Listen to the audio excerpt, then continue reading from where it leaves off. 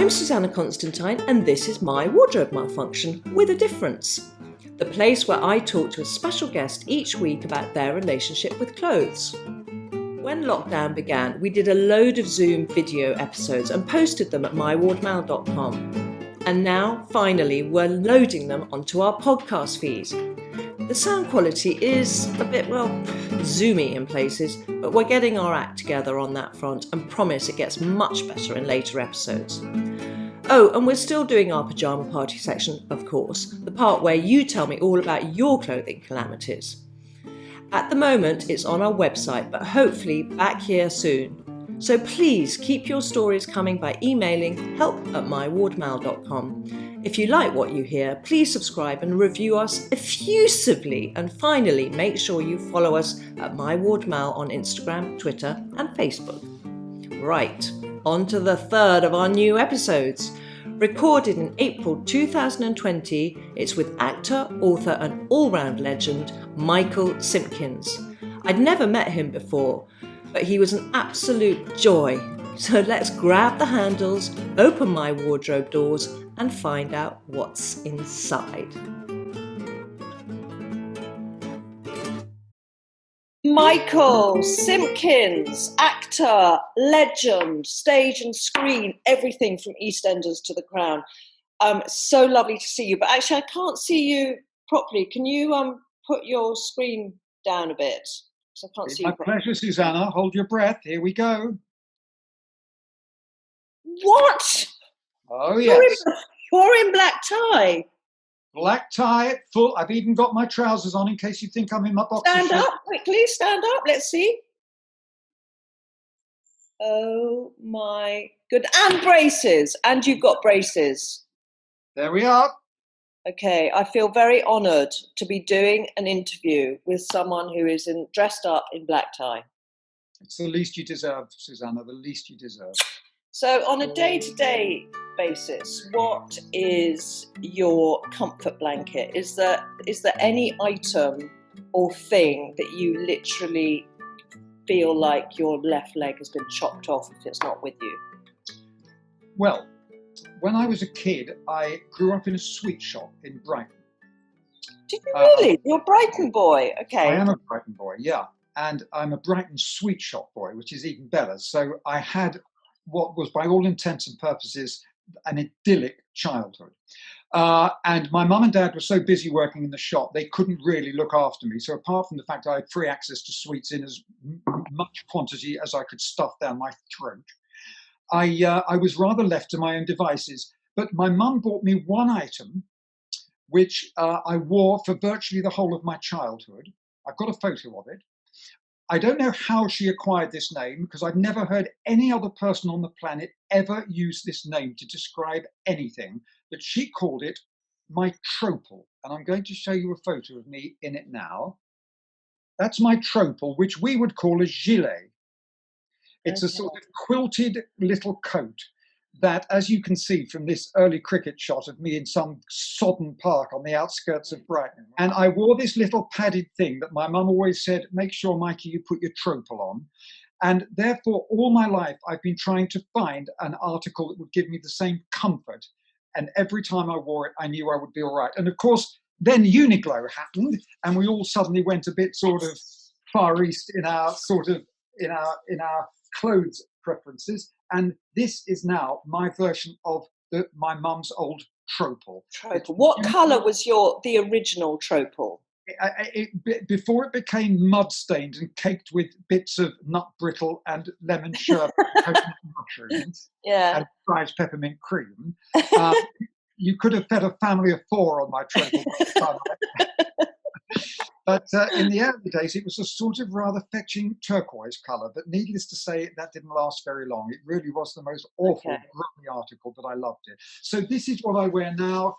As you know, with all this sort of modern fashion garment, I can just stuff it in a suitcase. It keeps me warm when it's cold. It keeps me cool when it's hot. It weighs nothing. I feel very sophisticated wearing it, and I love it. And this is I'm so with you. We every member of my family has one of those modern day tropals. Well done. All of us, we all have them. I love them. and they're good value for what they are.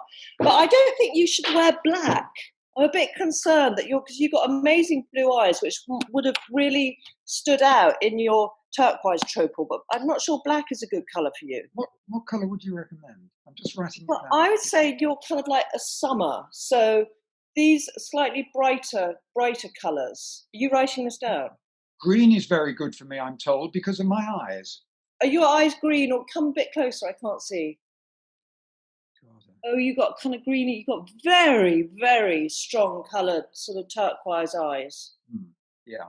Yeah. So, yeah, people who suit black generally have olive skins, but it's also about, if you've got blue eyes, it's about having the dark rim around your iris, which you don't have. I don't have either. So black washes you out. But anyway, you still love your tropal, your black tropal. I'm just going to get a different coloured tropal.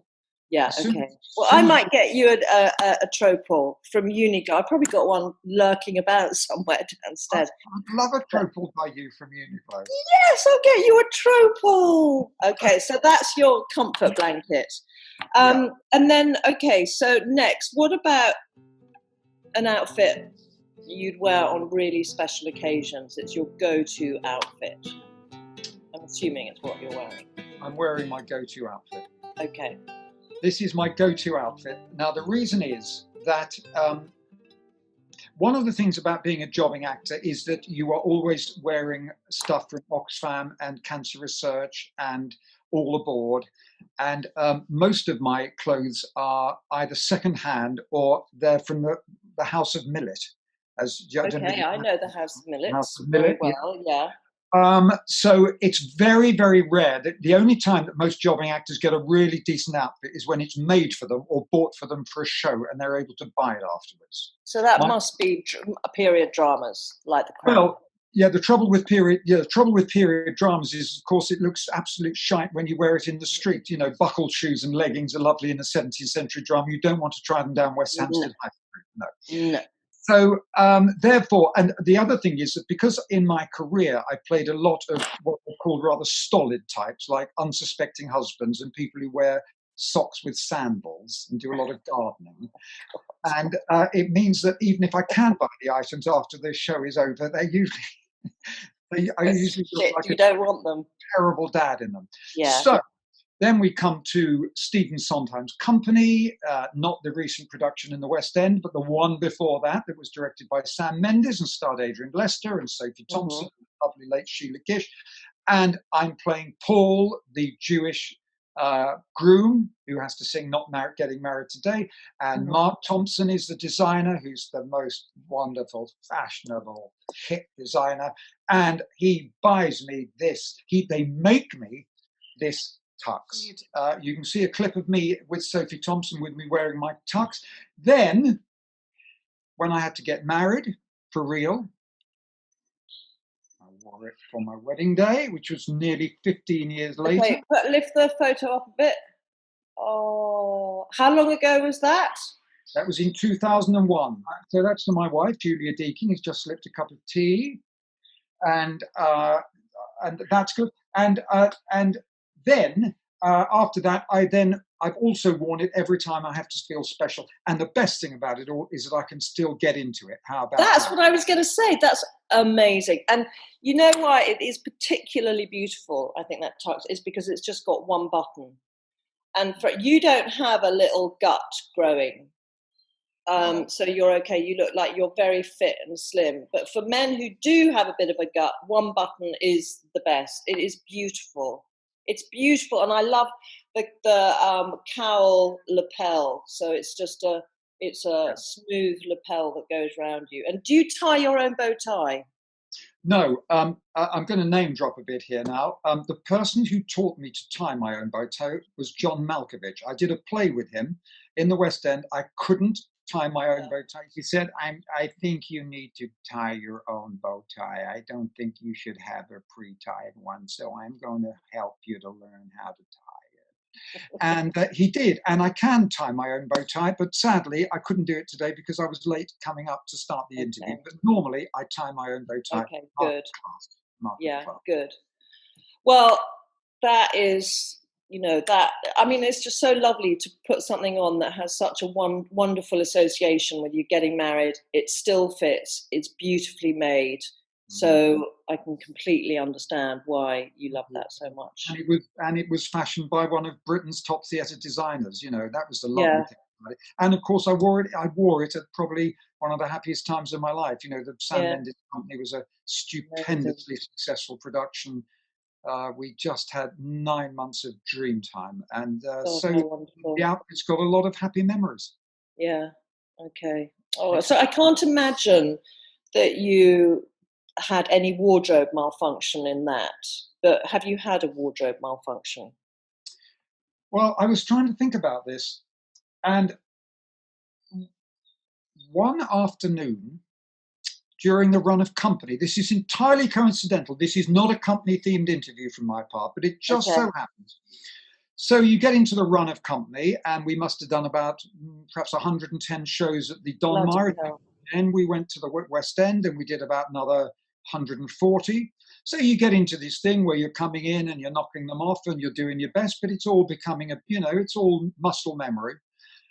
So you come off stage and you know how long you've got, and you're not thinking about it, and you have to get into your next outfit, and then you go back on stage for your next scene, and it's a Thursday afternoon, and it's all fine, and we were Christmas shopping, and it was all very exciting, and the BBC were going to film it in a few weeks, so it was all la la la la la. So it's actually the scene in which I wear this tux.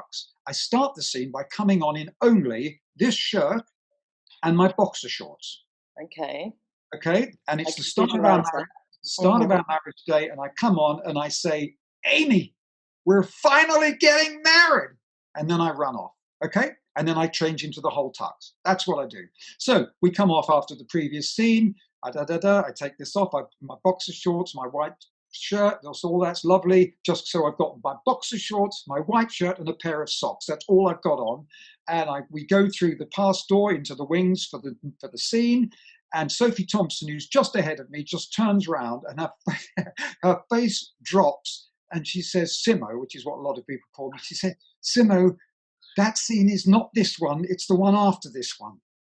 And I suddenly realized that with a big number with the whole company, which I'd somehow forgotten in my head that we still had to do, all I had was a white shirt and boxers.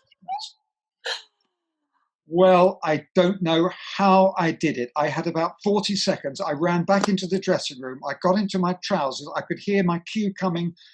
I made it on stage, but I tell you, Susanna, I looked like Wilfrid Bramble in Stepfather and Son. That is amazing. Oh my shirt was buttoned up the wrong way. My trousers were halfway down my legs. I had my shoes on. This was supposed to be a sophisticated. So it was a terrible moment, and made worse by the fact that, as you'll know yourself from your experience in showbiz, the rest of the cast could barely keep a straight face because I looked such a shock. And they dined off it for the rest of the run, I'm sure, constantly. Something like that happened when you're in front of a live audience. And so I imagine you're standing in the wings, ready to go on. You probably got to the stage where, like you say, muscle memory, and your tongue has muscle memory, and you go out. But something like that must throw you so much. How did you pick it up? I don't think I did, to be honest. I think I made complete shambles of it. And, wardrobe malfunctions in theatre are obviously infamous because they happen all the time, because it is, I remember once doing an Acheborn play, simple thing, sat down in my pair of slacks and my little tootle shirt, doing an Acheborn play, round a kitchen table, a garden table, one of those little patio sets. My belt, the back of my belt got caught on the wrought iron of this chair. So when I had to get up, I was dragging this garden chair around by my arm. That is perfection. Okay, that is perfection. All the time. They happen all the time, out of the blue. So you get very adept at being able to busk it. Yeah. So you must have seen, Michael, quite a lot of other clothing catastrophes and malfunctions. Yeah, I mean, actually, one just comes to mind for myself, which I hadn't mentioned. Many years ago, I played Cowardly Lion in The Wizard of Oz at the Connaught Theatre, Worthing. And I don't know who made the Cowardly Lion costume, but I think somewhere in Worthing there was a Ford Escort without any seat covers, because it was the most awful thing made out of fun fur. I was doing 2 shows a day in this thing. I was sweating so much that I think by the end of the run, I was the only case of trench foot in the southeast since the end of the First World War. And at the end of the run, we had to take this thing out with tongs. It stank. So you know, some outfits are just not made for the purpose. And of course, there's always. I remember seeing once a very elegant 16th century. I think it was a Jacobean tragedy at the Lyric Hammersmith. My friend Geraldine Fitzgerald is an actress of some note. She came on in full Jacobean regalia, but she had her pink, bright pink fluffy coat hanger still attached to the back of her outfit. And she couldn't realise why she just kept getting waves of laughter every time she turned upstage. And I have to say, when she did realise it, she took the thing and flung it into the audience in a temper where it nearly put somebody's eye out. So have you discovered like a sort of wardrobe discovery, anything in your wardrobe that's been hiding away that you rediscovered and now wear a lot? Some people who know me will know that one of my great loves in life is cricket. Okay, me too, by the way. I used to write about cricket in the Telegraph. Did you? Yeah, I toured with the Pakistani cricket team around Australia. Which tour was that? Imran was, Khan was captain, and it was Mushtaq and Wasim Akram, all that lot. Salim Malik. What was it like? It was amazing. I was like the kind of surrogate mother, because they were all so young at that time. You know, Mushtaq was only 18, but it was amazing. But anyway, yeah, so cricket is your first love. Yeah, cricket is my first love. Mushtaq's one of my great heroes. Anyway, so I've always played cricket at a very, very low level, but I've really enjoyed it. I've made a bit of money from writing about it, like you. And my mum, Peggy, who's now long since dead, about 2004 she died. But, you know, Peggy was just a little Cheltenham woman who, you know, she's just a shopkeeper's wife, lovely, salt of the earth woman, lovely, do anything for you. She was a terrible knitter, but she once knitted me a cricket sweater. And it was very precious, because it's the only garment I've got that my mum ever knitted. You know, she couldn't have done a proper sweater, but she made this terrible old cricket sweater, which I loved. And then she died, and not long after that, as you do, you're fielding in some distant ground in the middle of nowhere, and it's a hot day, and you leave your sweater by the boundary rope when you're fielding because it's getting too hot, and you think I'll pick it up at the end of the match, and of course I didn't, and we went off, and I lost it. Somebody took it. Yeah. So I, you know, it wasn't the end of the earth, but it was a dear garment to me, and I cursed my fate for having been so tardy as to leave it on the boundary rope. 3 years ago, I'm playing a match with my team, and Tom Morris is playing, who is artistic director of the Bristol Old Vic. He's the brother of Chris Morris, and he also was one of the innovators of Warhorse. It was his project. Okay. Wow. And Tom's a great mate of mine, but I don't see him much now because he's down at Bristol running the Old Vic. And we were getting changed, and he put on this cricket sweater in the changing room. I said, "That's my mum's cricket sweater." He said, "What are you talking about?" I said, "That's my mum's cricket sweater you're putting on." He said, "Oh, I found it by the side of a ground about 5 years ago." He said, I wondered who it was, so I made a few inquiries, so I put it on. So I've got it here. You've got it! I got it back. Tom Morris had been wearing it for 5 years, but we'd never played in the same team. So this is my mum's. Oh my goodness, that looks like a much loved piece of kit. She even managed a bit of cable knit. I mean, how the hell? I mean, that's amazing. Not bad, is it? I don't think she's a terrible knitter. I mean, that's extraordinary. What a lovely, lovely thing to have. So it's lovely. So I'm reunited with the one thing my mum ever made for me, and I'll probably be buried in it when my time in showbiz is done. Quite right. Michael, you have made this day a gloriously happy day. Thank you so much. I've loved talking to you, and I hope we get to meet sometime. I hope so too, and I hope that when we do, we'll both be wearing our triples. Exactly. All right, you take care, and thank you so, so much. It's been a pleasure, Susanna. Thank you. All right, lots of love.